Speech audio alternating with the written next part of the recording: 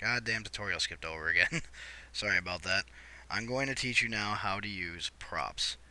Basically, we're going to hit apply now that we've typed in prop static. If you watched the last video, under our entity class, once again, you could just drop this down and scroll down until you find prop static. And I'm going to hit apply. And you'll notice I get this little weird red cube thing here. Now, you want to make sure he's not touching the floor yet, because we're not at that point. However, what we're going to need to do now is, you'll notice that this little red cube is not going to help us in our game. That's not going to provide us any decent cover. So let me zoom in first. Ignore the compile screen. It's still hotkeyed. I haven't changed it yet, like an idiot. Now, with his properties open, we're going to open up the world model. Alright. This is just a prop static. There's also prop physics, prop this, prop that. I'm going to teach you all that stuff later. We're just doing this to compile your first map.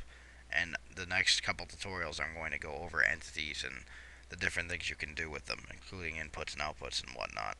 So just bear with me for this. You're going to click on world model, click on browse. This is the model viewing filter I had mentioned when we first started. This is a really nifty tool. It actually gives you a vision of the a vehicle. You can actually look at its sequences and its activity, animations, different skins, and its overall info. You see this APC model, particular APC, is only a dynamic model. That's the vehicle model. It's a drivable model, in other words. Believe it or not, the APC was drivable in the beta. So that's the vehicle model that you would see driving. The APC destroyed. Now that's not drivable, but it is a physics prop or a static prop, but it won't work as a dynamic prop. Alright, so we're going to type in crate under the filter for models. Now you're going to see many of these crates. These ammo crates are only dynamic, but let's just scroll down. You're going to see all the gibs for the crates. There's some of our ammo crates. We're looking for big fatty crates. Want some big fat ones. There we go. There's a big fat crate. Now you notice that he is checked under info tab over here for static and physics. Now if you have one that is only checked for, say, physics and not for static, then if you try to use him on the model we just created, which is a prop static, it simply won't appear in game. It'll be invisible, because the model you choose for the type of prop you choose has to be compatible. So if I made this a prop physics, I'd have to make sure that the prop model I use is checked for physics. Otherwise, it's not going to work. So we're going to just hit OK with our crate here. We're happy with it. And we're going to apply it. And we have a crate. Now, because this is a static, we're going to try to line him up as best we can. You'll notice that if I bring him down, though, he's meshing with the floor. So one way around that is to drop our grid count temporarily. 1, 2, 3, I'd say. Drop it 3 times. Remember 3 because we're going to put it back. And now I move this up and it's right on the money, you'll notice. See? Now I'm going to go back up and increase it again 3 times. 1, 2, 3.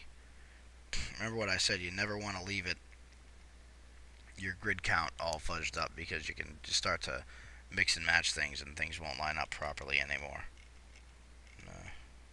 That kind of stuff. You don't want that, trust me. Now, we have our little box here. And we're going to... First, we're going to close him out. We're going to go to our top view. We want to make sure that we have a nice sort of block. Now, here's a second way to rotate an object.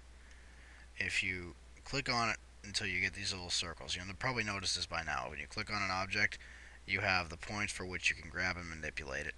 Then you'll have these little rounded points where your arrow will disappear over it. If you let your arrow disappear over one of these points, click it, you can rotate it.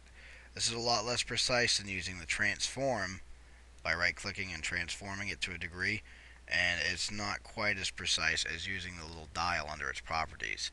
But this works in this case, so we're going to take this and we're going to create another one fairly close to it, a fairly similar fashion, and another one over here. Keep your eye on your 3D view so you can see what you're doing. That'll provide us with some, well, insight in a sense.